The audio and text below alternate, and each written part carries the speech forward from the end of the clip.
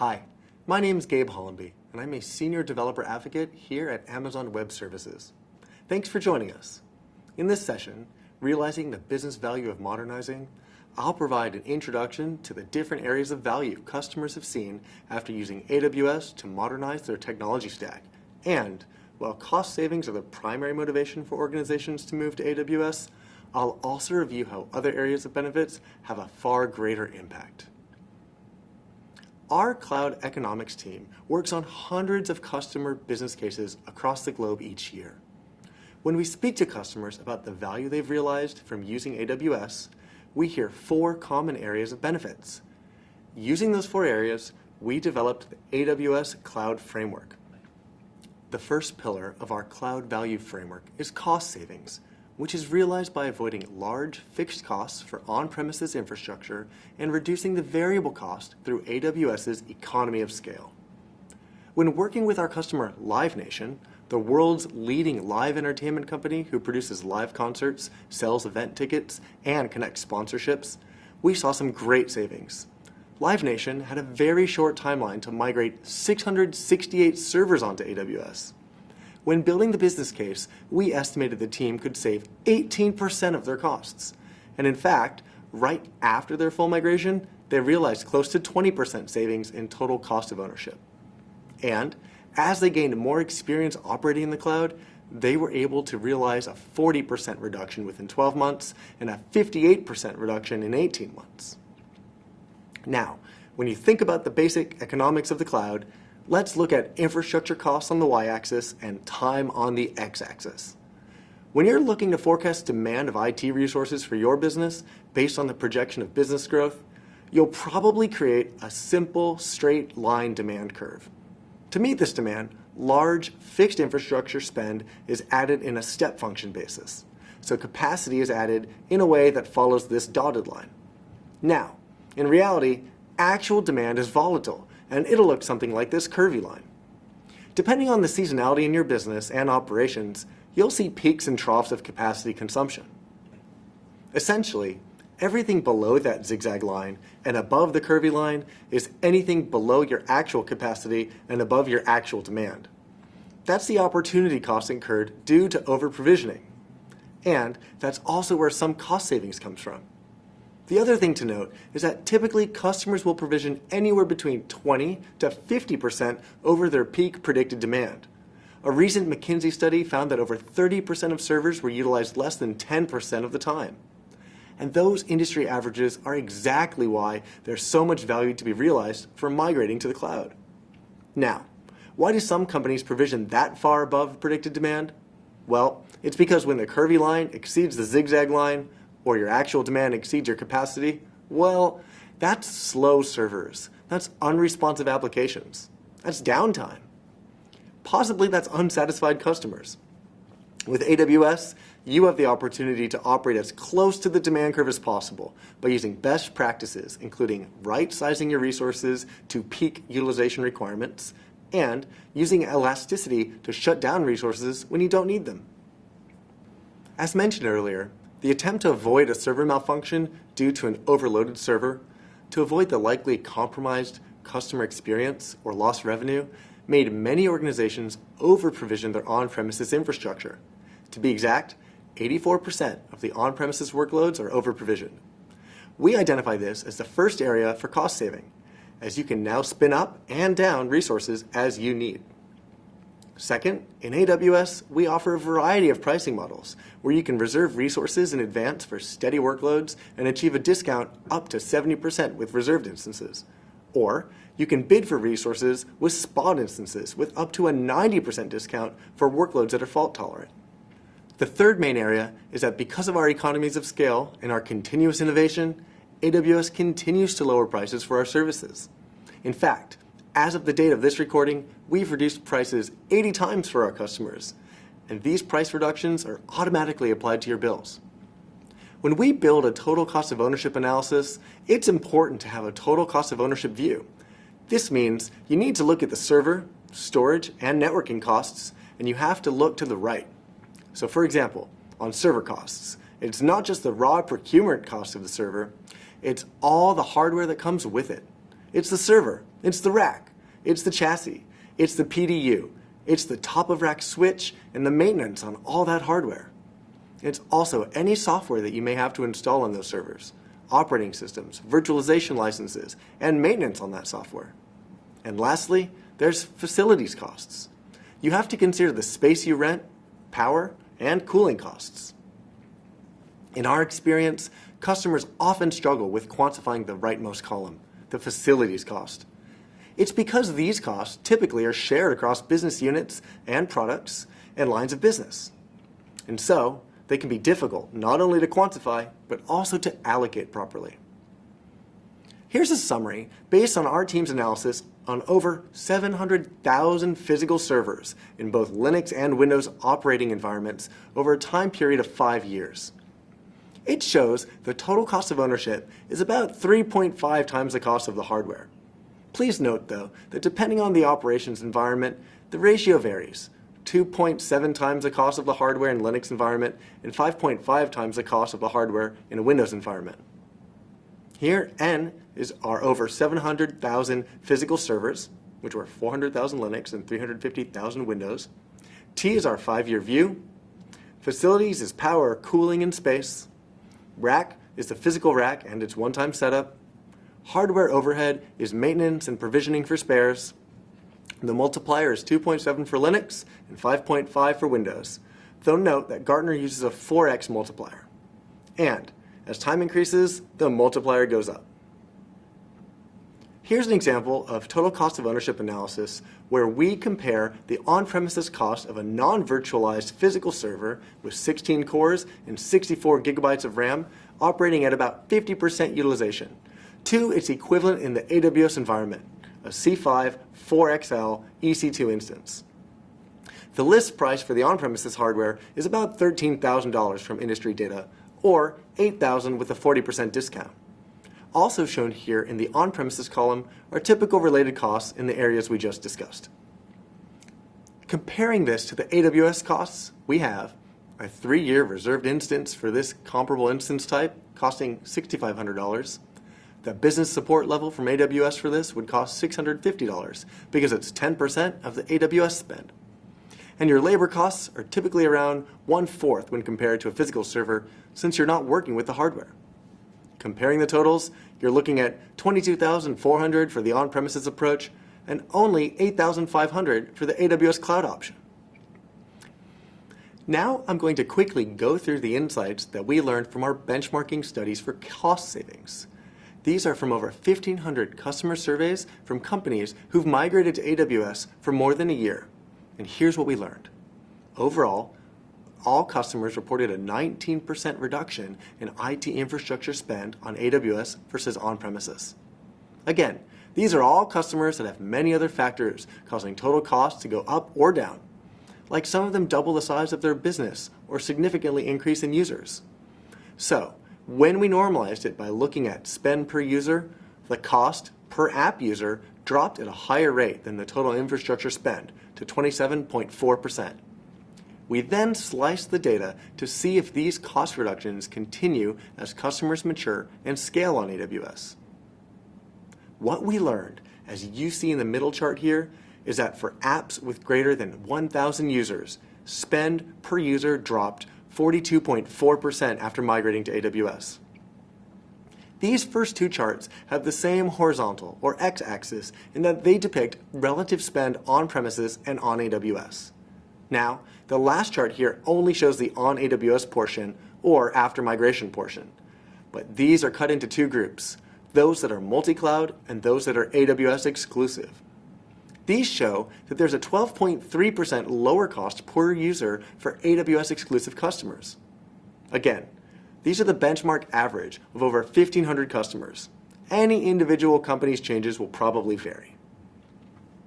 Next, let's move on to cover staff productivity. As a reminder, staff productivity essentially is the benefit of eliminating or reducing the time spent on tasks that are no longer needed with the cloud. Essentially, what happens is that tactical work drops, and that tactical work is able to be replaced with more strategic work. And typically, what we see with customers is that the differential increases As less time is spent on tactical tasks, companies have more time to spend on strategic tasks as higher-level AWS services and managed services are adopted. Staff productivity is all about making your staff more productive by reducing or eliminating the time spent on tasks that are no longer needed once you move to the cloud. Here, we have employee activity on the y-axis and their organization's maturity with AWS on the x-axis. We've noticed that as organizations get more mature on AWS, tactical work drops as you adopt AWS and reduces even further as you mature in your adoption of the cloud. And teams are enabled to do more strategic, more effective work, which means more closely aligned results to business goals. There are 6 roles that we typically consider in relation to staff productivity: server, network, storage, application, facilities, and security. In our models, each of the 6 roles have about 15 to 30 typical tasks. In this particular example, we're looking at a subset of tasks that a server administrator typically performs. Of course, the specifics of what a server administrator does will vary by organization, but these tasks are typical. Along with the tasks, we indicate the typical reduction in time spent on the task based on what other AWS customers have achieved. Certain tasks, like installing, upgrading, and removing software, are significantly reduced with AWS, whereas other tasks, like arranging for hardware repair in the event of a failure, are completely eliminated with AWS since there's no hardware for you to manage. These tasks take up a certain percentage of a full-time equivalent employee's time. In our server administrator example, these tactical tasks, like server budgeting or hardware repair, take up 25% of his or her time. And on average, by moving to AWS, we see an average reduction of 75% for the time spent on these tasks. Therefore, you can expect to see around an 18.8% efficiency gain per full-time equivalent employee. Now, let's look at the benchmarks for our second pillar, staff productivity. We measured these with virtual machines managed per admin and terabytes managed per admin, both during on-premises workloads and after migrating to AWS. What we found from our benchmarking study was that overall, after migrating to AWS, there was a 57.9% increase in VMs managed per admin and a 67.7% increase in terabytes managed per admin. These are the 2 charts on the left of the slide here. We also had a lot of profiling questions in our study, and what was really significant was looking at those customers that re-architected, refactored, or re-platformed to fully leverage the functionalities and benefits of the cloud. Their staff productivity metrics saw more than double the improvement seen in the overall populations. And those customers that just simply lifted and shifted or are still co-hosting on the cloud and on premises. Let's move on to the next area of our cloud value framework, operational resilience. Operational resilience is the benefit of improved availability and security that comes with AWS. What you see on screen here are figures from industry analysts that speak to the cost of outages and the cost of downtime.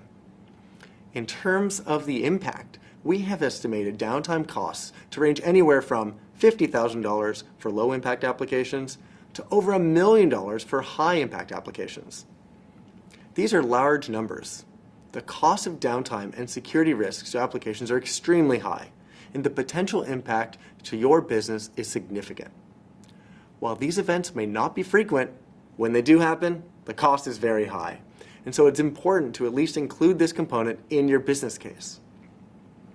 We've seen some customers who are uncomfortable with adding a dollar value to these benefits, and so they leave these in terms of KPI benefits. For example, measuring impact on application availability. And that's the recommended approach if your organization is uncomfortable putting a dollar value here. In that case, the takeaway here is that you should set a list of KPIs and track their progress, because the impact when these events do happen is very real and significant. To share some examples of low impact and high impact applications, a high impact example might be in manufacturing. Say, SAP goes down, resulting in no purchase or billing capabilities and a delay in product manufacturing. A medium impact example could be a failure in an internal troubleshooting system, which might result in customer complaints. This is, of course, important, but perhaps not as urgent. And a low-impact example might be a printing system outage, which would likely have only a small team-level impact. Based on research from the Ponemon Institute, which conducts independent research on data protection, privacy, and data security and technology, informing customers on how to improve upon data protection initiatives and enhance their brand and reputation, there are several key drivers that impact the cost of downtime, and we bucket them into several categories. You can use this as a rough guide to think about the costs of outages of your applications. Next, let's look at an example of how to use this as a guide to quantify the downtime cost. In this example, we'll look at a cost of downtime and what improvements there look like. Let's take a media company who's looking to improve the SLAs of their advertisement deliverable. From the 9 categories of cost drivers on our last slide, we'll start with business user productivity. Let's say there are 1,500 employees in the company with an average annual salary of $125,000. We use the standard 170 work hours per month to get a per minute cost per full-time employee, around $1. Therefore, for this media company, the cost of downtime is $1,500 per minute since we have 1,500 employees.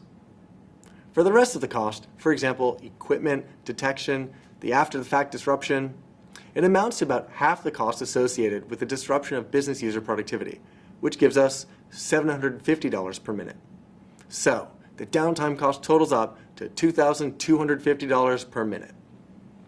The current SLA of this media business's advertisement deliverable is 99.4%. With AWS, they were looking at improving their SLAs by 0.1%, which is 525.6 minutes out of the 525,600 minutes in a year. This will yield an uptime gain of $2,250 per minute times 525.6 minutes, or $1,182,600. Part art, part science. Now, looking back at the benchmarks for operational resilience, here are some of the KPIs we measured. These show that customers have reported a 56.7% decrease in downtime after migrating to AWS. Further, they've reported a 24.1% decrease in total monthly incidents and a 31.8% decrease in critical incidents after migration. So, we have lower downtime, lower incidents, and lastly, it also showed a 39.3% decrease in mean time to resolution for those fewer incidents that did emerge. Next, we'd like to talk about the last pillar, business agility. Stephen Orban, CIO and head of technology at Dow Jones, had this to share. Using AWS helps Dow Jones to be more agile in developing revenue-generating products. Thanks to AWS, we now build more products and spend less time running a data center. Our overall product development velocity has increased by at least 30%. The traditional IT model places constraints on innovation. If a team wants to develop a new application or service, it needs to provision resources to do so. This requires additional time and money, slows time to market, and cuts into innovation budgets. And the cost of failure is another potential roadblock. For example, if a company using on-premises infrastructure tries and fails to launch a new product, it still must support and maintain the hardware it purchased for the project. With the cloud, developers can instantly provision resources and begin writing code. Being able to try out new ideas and directions quickly helps everyone get more involved in identifying opportunities for improvement. They don't have to wait to get the budget to deploy a full infrastructure stack just to try something new, because the cloud supports a rapid, agile approach to IT that drives competitive advantage. They can avoid costs because they can shut down instances when they're no longer needed. At the same time, you can choose software solutions from the AWS Marketplace, which is our managed and curated software catalog with an e-commerce storefront. It features over 4,000 listings of software in over 30 categories, including security, networking, business intelligence, storage, database, operating systems, and business software. You can quickly acquire capabilities in certain areas by deploying this software on AWS without investing development resources in reinventing the wheel. And you can control cost as soon as you decide to discontinue by stopping installed software subscriptions right away. Traditionally, the software delivery lifecycle goes through 6 major stages, from requirement gathering and analysis all the way to maintenance. On this chart, we've also labeled the typical percentage of time spent at each step. AWS's built-in solutions, such as scalability and security, and the large number of third-party services available on AWS, as well as the availability to deliver cloud-native products, all greatly simplify the requirements design phase, reducing the resources required in the first two steps. The continuous integration and continuous delivery, or CI/CD pipelines on AWS, help you automate steps in your software delivery process, such as initiating automatic builds and deployments. The wait time can also be reduced or eliminated through automated application development and smaller deployment batches. With the options from AWS and many other third-party managed services available through AWS, you can also reduce maintenance costs and simplify operations. Now, as we mentioned earlier, the sooner we can set up KPIs, the better we can track and understand how we're progressing in different phases of the delivery lifecycle. Depending on what key milestones your teams are tracking, you might have different sets of KPIs you want to track and set targets around. We recommend setting a few KPIs around number of applications, number of features launched, time to market, time to deploy, response time, and customer retention. In our next example, we'll walk you through how we think about a specific business agility question. We recently worked with a media subscriber-based company where they had the choice of upgrading an application that affected their conversion rates on upgrade. Their consent messaging application oftentimes had forced users to wait in excess of several minutes. Now, if they were to have upgraded this on a traditional infrastructure, it would have taken 6 months. They chose instead to upgrade this application in a hybrid manner, upgrading that specific component with AWS. And they were able to do that in 1 month. So essentially, they had gained 5 months where their conversion rates were much higher because the consent messaging delays went from several minutes down to only 5 seconds when running on AWS. And as you can imagine, when your customers who have chosen to upgrade and have to wait for 5 minutes, there's a significant drop-off in those conversion rates. So, we're able to look at how many clicks were happening on a historical basis. Look at the LTV, or lifetime value, of that upgrade. Look at the 5-month period of additional time they had with that application and quantify a very specific dollar benefit.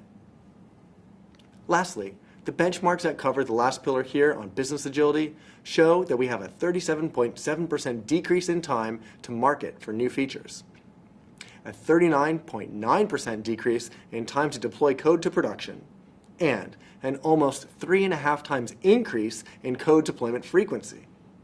Hopefully, you can use these statistics to ignite the way you can reimagine and transform your business to better serve your customers. We always ask customers to think about what you can do and the impact you can have to your customers to be able to deliver enhancements to them 3 times faster.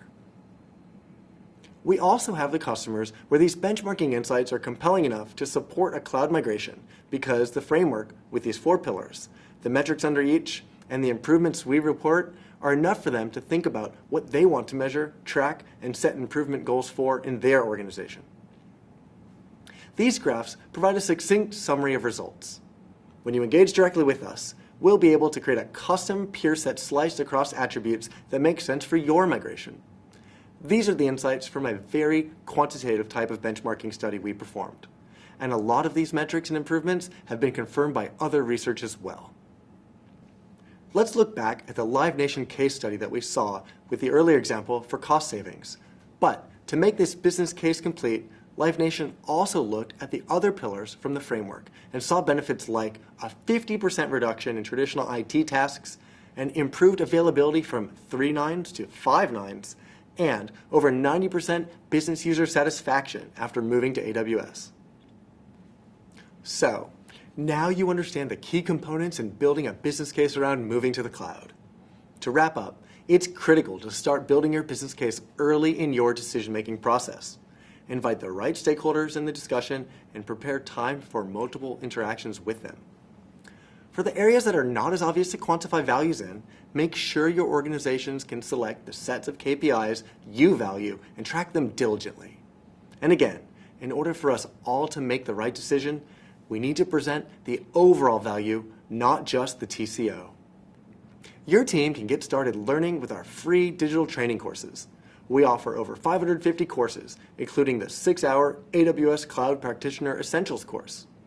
We offer a variety of learning paths by solution and by role to help advance skills or prepare your teams for AWS certification. Plus, we also offer enterprise-specific resources such as case studies, ebooks, and white papers to help you accelerate and scale your modernization. Thanks again for attending, and we really appreciate your feedback so that we can better understand the topics and services you would like to know more about. So please do take the time to fill out our survey and let us know what you think.